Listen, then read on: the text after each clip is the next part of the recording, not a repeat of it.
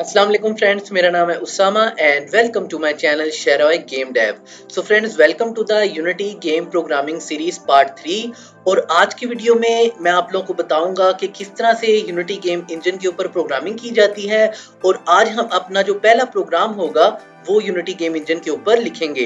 तो इससे पहले कि मैं अपनी वीडियो को शुरू करूं, अगर आप लोगों ने मेरे चैनल को सब्सक्राइब नहीं किया तो मेरे चैनल को सब्सक्राइब कीजिए और साथ वाले बेल आइकन को भी प्रेस कर दीजिए ताकि आपको हर वीडियो का नोटिफिकेशन टाइम पे रिसीव हो जाए। तो चलिए अपनी वीडियो को मैं शुरू करता हूँ। तो चलिए फ्रेंड्स, आइए देखते हैं कि किस तरह से हम अपनी जो स्क्रिप्ट है यूनिटी में वो किस तरह से क्रिएट करेंगे और किस तरह से हम अपना जो हेलो वर्ल्ड का प्रोग्राम है वो लिखेंगे। तो आप लोग ये देख सकते हैं कि मैंने अपना जो यूनिटी का प्रोजेक्ट है वो क्रिएट किया हुआ है।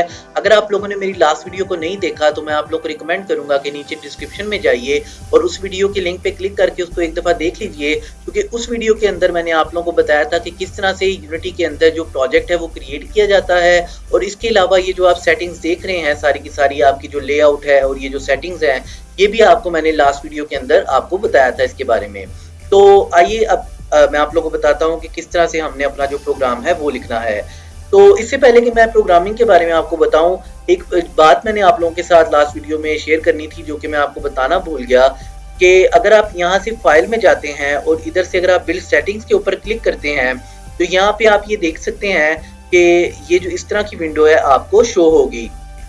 अब इसमें बेसिकली क्या है कि यूनिटी की एक जो बेनिफिशियल चीज़ है वो ये है कि आपको आपकी जो गेम होती है उसका वन टाइम कोड करना पड़ता है। यानी कि आपने गेम अगर बनाई है तो आपने उसको एक ही दफ़ा क्रिएट करना है, उसके बाद आपने उसको जिस प्लेटफॉर्म के लिए बिल्ड करना है आप उसमें उसको स्विच करके तो उसके लिए आप बिल्ड कर लें। जैसे अगर मैंने पीसी के लिए गेम बनाई है तो मैं अब उसको एंड्रॉयड में कन्वर्ट करना चाहता हूँ, तो मैंने उस गेम को थोड़ा सा उसमें चेंजेस करनी है एंड्रॉयड के हिसाब से और मैंने उसको फिर जो है यहाँ से स्विच कर लेना है। यानी कि मुझे ये नहीं करना पड़ेगा कि मैं स्क्रैच से उसको डेवलप करूं और उसके बाद मैं उस पर सारी जो है वो चीज़ें लाइक पीसी की तो चलो एक अलग चीज़ है। अगर मैं बात करूं एंड्रॉयड और आईओएस, क्योंकि एंड्रॉयड और आईओएस जो है वो दोनों मोबाइल ऑपरेटिंग सिस्टम है, तो अगर आपने कोई गेम एंड्रॉयड के लिए बनाई है तो आप उसको अगर आईओएस में कन्वर्ट करना चाहते हैं तो आपको दोबारा से आईओएस की कोडिंग नहीं करनी पड़ेगी।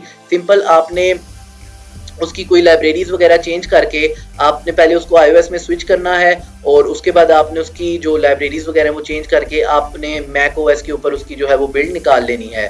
तो लेकिन ये है कि जब आप यूनिटी को डाउनलोड करते हैं तो उसके साथ ही आप इसके जो ये जितने भी प्लेटफॉर्म्स हैं आप जैसे ही अपने सिस्टम में इसको इंस्टॉल करते हैं तो ये आपको ऑप्शन देता है कि किस किस प्लेटफॉर्म को आपने इंस्टॉल करना है। जैसे मैंने एंड्रॉयड को किया हुआ है और WebGL को किया हुआ है।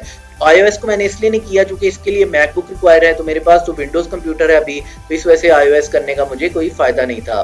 तो ये जो ऊपर आप विंडो देख रहे हैं ये बेसिकली क्या है कि मैंने आपको बताया था कि यूनिटी के अंदर डिफरेंट सीन्स जो हैं वो हम क्रिएट करके काम करते हैं। जैसे आपकी गेम में अगर मेन मेन्यू और गेम प्ले है तो मेन मेन्यू का अलग सीन होगा, गेम प्ले का अलग सीन होगा। तो आप क्या करते हैं कि जब आप अपनी गेम में सीन्स बनाते हैं तो आप यहाँ पे उनको ऐड कर लेते हैं और जो सीन आपने सबसे ऊपर रखा होता है आपकी गेम में सबसे पहले वही सीन जो है वो रन होता है। तो ये जो इंडेक्स नंबर आप आगे देख रहे हैं इसी की बेस पे आप जब प्रोग्रामिंग करते हैं तो आप अपने सीन्स को चेंज करते हैं। आप कहते हैं मैंने गेम प्ले से मेन मेन्यू में जाना है, मैंने मेन मेन्यू से लेवल सिलेक्शन में जाना है, तो ये जो सीन्स होते हैं इनके इंडेक्स नंबर के थ्रू आप इसकी चेंजिंग जो है वो करते हैं। ये भी मैं आप लोगों को बताऊंगा कि किस तरह से हम जो सीन्स है वो चेंज करते हैं। तो चलिए अब हम अपना जो पहला प्रोग्राम है वो लिखते हैं। तो मैंने आप लोगों को बताया था कि प्रोग्रामिंग करने के लिए हम जो है एक फ़ोल्डर क्रिएट करेंगे स्क्रिप्ट्स का। तो यहाँ पे मैं एक फ़ोल्डर क्रिएट कर लेता हूँ क्योंकि हम ऑर्गेनाइज वे में काम करेंगे। और वैसे भी इसका फ़ायदा ये है कि अगर आपकी गेम में काफ़ी सारे स्क्रिप्ट्स हैं तो आपको अगर आप स्क्रिप्ट्स का फ़ोल्डर नहीं बनाते उनको ऐसे ही रखते जाएंगे तो आप लोगों को ढूंढने में प्रॉब्लम होगी। लेकिन स्क्रिप्ट के फ़ोल्डर के अंदर आप रख देंगे तो ये आपको ही आसानी होगी कि आपने जब स्क्रिप्ट ढूंढना है तो आप स्क्रिप्ट्स के फ़ोल्डर में जाएँ और वो स्क्रिप्ट जो है आप सर्च कर लें। उसके बाद यहाँ से मैं अपना पहला जो स्क्रिप्ट है वो क्रिएट करता हूँ और इसको मैं नाम दे देता हूँ हेलो वर्ल्ड। तो ये आप देख सकते हैं कि मेरा जो स्क्रिप्ट है वो क्रिएट हो चुका है और ये जो मेरे स्क्रिप्ट का नेम है हेलो वर्ल्ड यही मेरी क्लास का नेम है, आप ये देख सकते हैं। अब मैं आप लोगों को बताता हूँ कि मोनो बिहेवियर और ये वॉइड स्टार्ट वॉइड अपडेट ये क्या है। तो मैं अपनी जो ये स्क्रिप्ट है इसको जब ओपन करूंगा तो ये विजुअल स्टूडियो के अंदर ओपन होगा।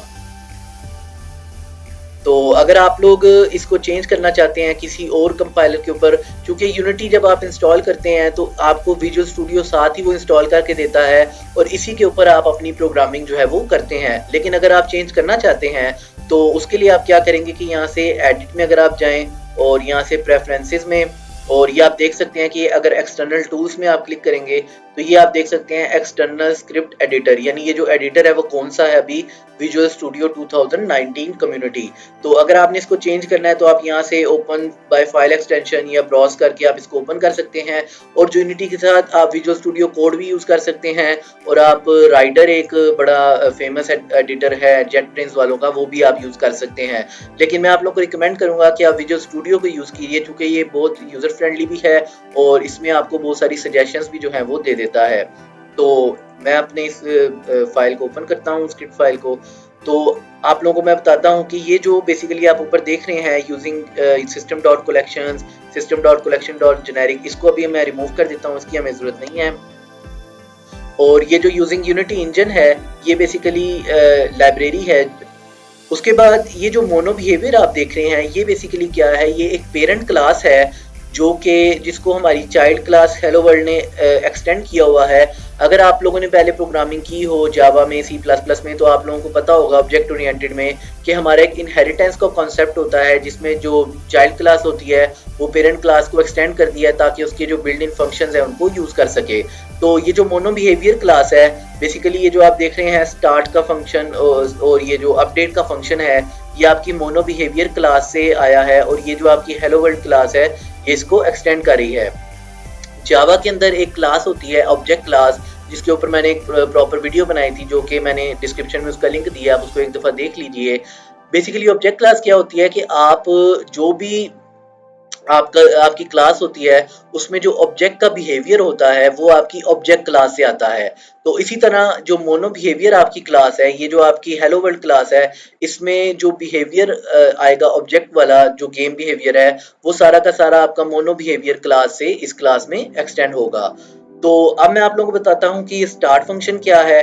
तो आप ये ऊपर देखिए इसने लिख के दिया है start is called before the first frame update. आपकी जो गेम होगी जैसे ही आप उसको रन करेंगे तो आपका जो स्टार्ट फंक्शन है वो वन टाइम कॉल होगा। ये बेसिकली किस लिए यूज होता है कि अगर आपने अपनी गेम में किसी वेरिएबल को इनिशियलाइज करवाना है या किसी कंपोनेंट को इनिशियलाइज करवाना है तो आप स्टार्ट के फंक्शन में करवाते हैं, क्योंकि यहाँ पे आप वो लाइन ऑफ कोड लिखते हैं जो एक दफा रन होनी है। जैसे आपने किसी बूलियन वेरिएबल को ट्रू या फॉल्स करवाना है, किसी इंटीजर वेरिएबल को आपने कोई वैल्यू देनी है, इनिशियलाइज करवाना है, किसी कंपोनेंट को आपने गेट करना है, तो आप वो जो सारी की सारी लाइंस होती हैं वो आप स्टार्ट के फंक्शन में लिखते हैं। चूंकि ये एक दफा कॉल होता है, जैसे ही आपकी गेम चलती है ये एक दफा कॉल होता है और आपके जो वेरिएबल्स होते हैं वो इनिशियलाइज हो जाते हैं। उसके बाद हम अपडेट फंक्शन की बात करें तो ये लिखा हुआ है अपडेट इज कॉल्ड वंस पर फ्रेम। अच्छा, ये फ्रेम बेसिकली क्या है कि आपको पता होगा अगर आप लोग गेम्स खेलते हैं कि गेम में हमें FPS शो होते हैं जिनको हम कहते हैं फ्रेम पर सेकंड।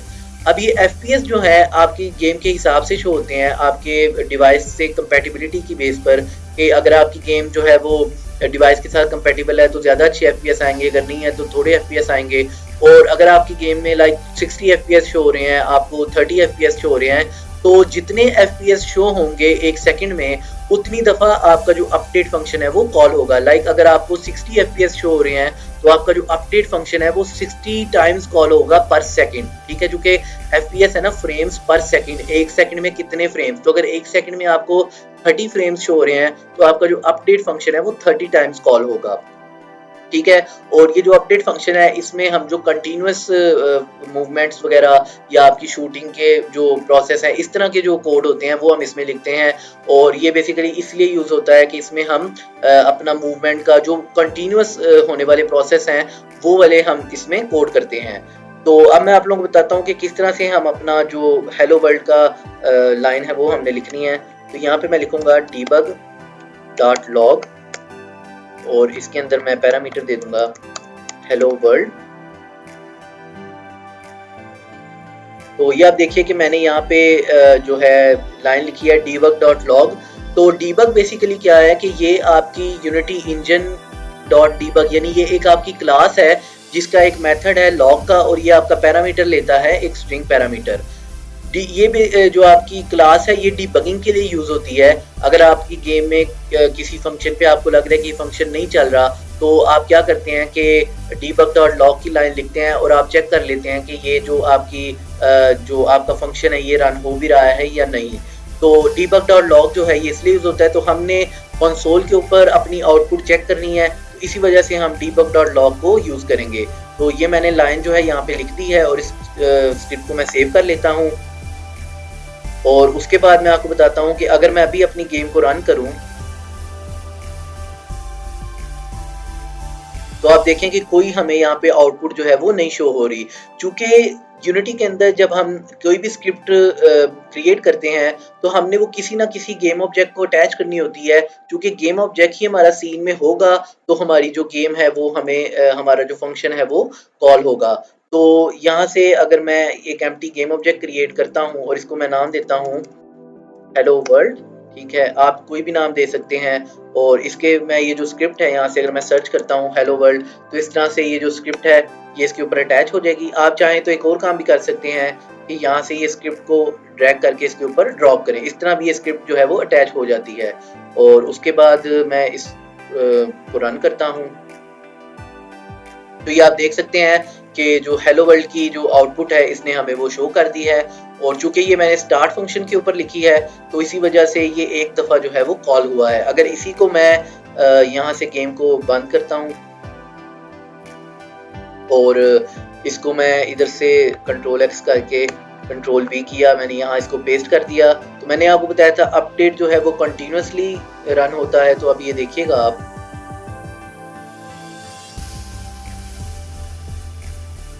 तो ये आप देख सकते हैं कि जो अपडेट का फंक्शन है वो हमारा कंटिन्यूसली रन हो रहा है। और जितनी आपकी गेम में आपको पर सेकंड फ्रेम्स शो होंगे उतनी दफ़ा आपका जो अपडेट फंक्शन है वो कॉल होगा। तो अभी आप ये देखिए कि कंटिन्यूसली जो है वो शो होता जा रहा है हमें हेलो वर्ल्ड की जो आउटपुट है।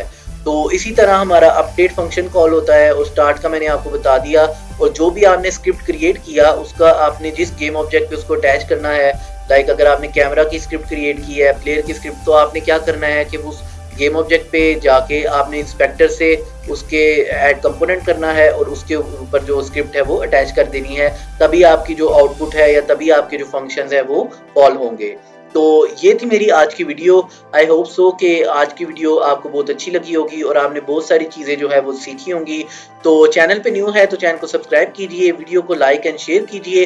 और अगर आपका कोई फ्रेंड रिलेटिव प्रोग्रामिंग सीखना चाहता है या टेक न्यूज़ को सुनना चाहता है, जो कि मैं अपने हर संडे की वीडियो में आपके साथ शेयर करता हूँ, तो उसके साथ भी इस चैनल का लिंक जो है वो ज़रूर शेयर कीजिए। तो मिलते हैं आपसे अगली वीडियो में, तब तक के लिए टेक केयर, थम्स अप, अल्लाह हाफिज़।